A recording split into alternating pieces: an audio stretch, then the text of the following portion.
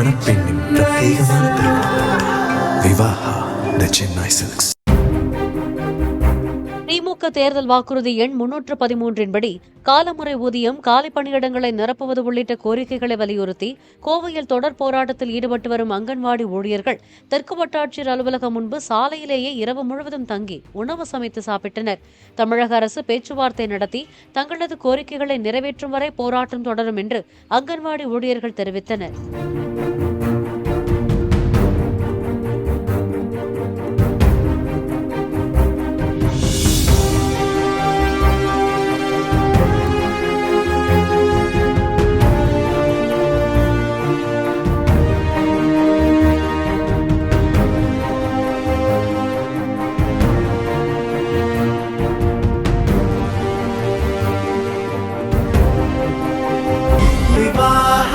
மணப்பெண்ணின் பிரத்யேகமான திருமணம் விவாஹா தி சென்னை சில்க்ஸ்.